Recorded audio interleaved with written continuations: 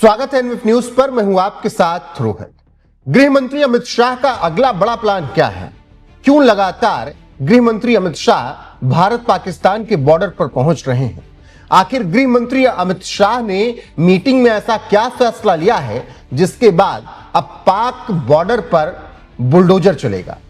जी हां, विस्तार से आपको पूरी खबर बताएंगे। बने रहिए हमारे साथ, क्योंकि गृह मंत्री का अगला प्लान दुश्मनों की नींद उड़ा देने वाला है। आपको बता दें कि गृह मंत्री अमित शाह ने नक्सलवाद खत्म करने के बाद अब अगला टारगेट सेट किया है कि बॉर्डर के आसपास के इलाके जो हैं वहां से अवैध अतिक्रमण हटाया जाए। इसके लिए गृह मंत्री अमित शाह ने एक मीटिंग की और उन्होंने उस मीटिंग में बड़े फैसले लिए। आपको बता दें कि मई 2026 के आखिरी हफ्ते में राजस्थान के बीकानेर में आयोजित एक high level security review meeting में गृह मंत्री ने यह फैसला लिया। इस बैठक में राजस्थान के मुख्यमंत्री भजनलाल शर्मा के साथ सीमावर्ती 5 जिलों जैसलमेर, बाड़मेर, बीकानेर, श्रीगंगानगर और फलौदी के डीएम और एसपी शामिल थे। प्रशासन और सुरक्षा एजेंसियों को अगले 60 दिनों के भीतर इन अवैध निर्माणों की पहचान कर उन्हें हटाने की प्रगति रिपोर्ट केंद्रीय गृह मंत्रालय को सौंपनी होगी। अकेले राजस्थान के सीमावर्ती इलाकों में करीब 25,900 संदिग्ध या अवैध निर्माणों को चिन्हित किया जा रहा है। यही स्थिति जम्मू कश्मीर के अखनूर और गढ़खाल क्षेत्र और पंजाब से सटी सीमाओं पर भी देखी जा रही है। वहां भी एक्शन होगा। सीमा से सटे बेहद संवेदनशील इलाकों में विशेष तौर पर राजस्व विभाग और आरएएस अधिकारियों को ऑन ग्राउंड तैनात किया गया है। किसी भी तरह के अस्थायी ढांचे या अनधिकृत नागरिक की आवाजाही को रोकने के लिए तैनाती की जा रही है। तो इससे आप अंदाजा लगाइए कि हाई लेवल मीटिंग में कितना बड़ा फैसला लिया गया है और अगले 60 दिनों में इस फैसले पर अमल भी करना है। राजस्थान में यह मीटिंग होती है और उस मीटिंग में मुख्यमंत्री भी शामिल होते हैं और तमाम बड़े अधिकारी शामिल होते हैं, क्योंकि राजस्थान की सीमा पाकिस्तान से लगती है और जो घुसपैठ होती है उधर से, उसे रोकने के लिए यह प्लानिंग की गई है। अब क्यों लिया गया फैसला, यह भी जानना आपको बेहद जरूरी है। चलिए वो भी बता देते हैं। सुरक्षा एजेंसियों के अनुसार पिछले कुछ दिनों में सीमा पार से ड्रोन एक्टिविटी, घुसपैठ और ड्रग की घटनाओं में तेजी आई है। बॉर्डर के इतने नजदीक बने अवैध या बिना अनुमति के कॉमर्शियल और रेजिडेंशियल ढांचे कई बार संदिग्ध गतिविधियों, हथियारों या नशीले पदार्थों को छिपाने के लिए सेफ हाउस या स्टोरेज की तरह इस्तेमाल किए जाते हैं। अब इसी को रोकने के लिए बुलडोजर चलेगा और सीमावर्ती इलाकों में सिक्योरिटी बढ़ेगी। सीमावर्ती क्षेत्रों में जो भी बड़ी या महंगी कमर्शियल इमारतें बनी हैं, उनके मालिकों का पता लगाया जाएगा और यह जांचा जाएगा कि उनके पास इसके लिए पैसा कहां से आया। संदिग्ध वित्तीय लेन देन को रोकने के लिए फर्जी कंपनियों और दूसरों के नाम पर खोले गए बैंक खाते को ट्रैक किया जाएगा। सीमावर्ती गांवों में अवैध रूप से रह रहे लोगों या संदिग्धों के फर्जी आधार कार्ड और पहचान पत्रों का बारीकी से सत्यापन किया जाएगा। तो यह पूरी प्लानिंग गृह मंत्रालय की तरफ से कर ली गई है और क्या कुछ होना है उसको लेकर भी एक रिव्यू मीटिंग की गई। किस तरीके से जो बॉर्डर के इलाके हैं वहां पर अवैध गतिविधियां होती हैं। पंजाब वाले जो बॉर्डर पाकिस्तानी सीमा से लगते हैं वहां से ड्रग की तस्करी होती है, राजस्थान से घुसपैठ हो जाती है, जम्मू कश्मीर के भी कुछ यही हालात हैं। तो इन सब पर अब सख्त निगरानी रखी जाएगी। यानी गृह मंत्री अमित शाह अब घुसपैठियों के लिए यह प्लानिंग तैयार कर चुके हैं। पश्चिम बंगाल में भी अब फेंसिंग शुरू हो चुकी है, वहां से बांग्लादेशी घुसपैठियों को रोका जाएगा। तो कुल मिलाकर नक्सलवाद खत्म करने के बाद अब देश से घुसपैठियों को उखाड़ फेंकने की तैयारी गृह मंत्री अमित शाह ने की है। अब गृह मंत्रालय के अनुसार क्या है मामला, चलिए ये बता देते हैं।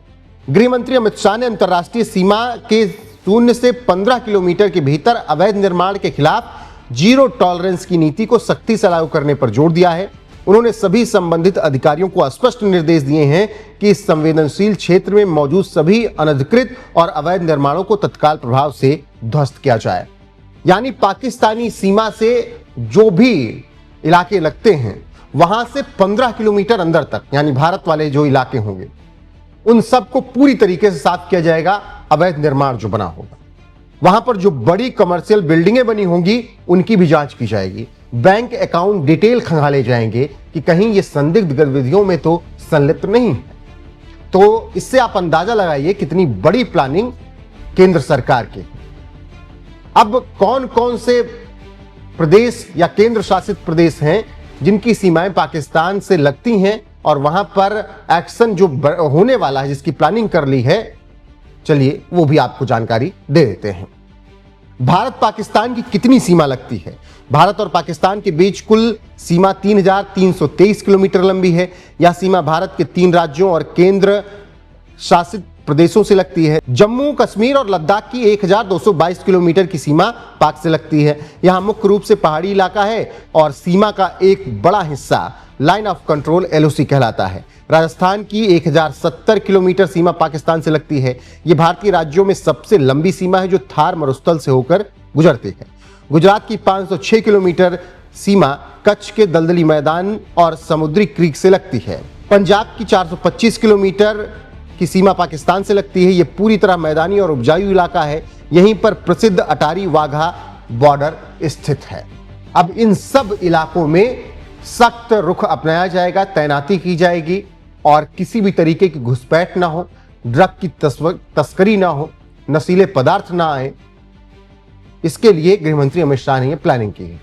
यानी अब पाक बॉर्डर पर भी गृहमंत्री अमित शाह बुलडोजर चलाने जा रहे हैं।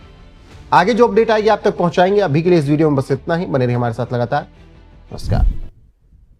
हम देश की सुरक्षा सुनिश्चित नहीं कर सकते।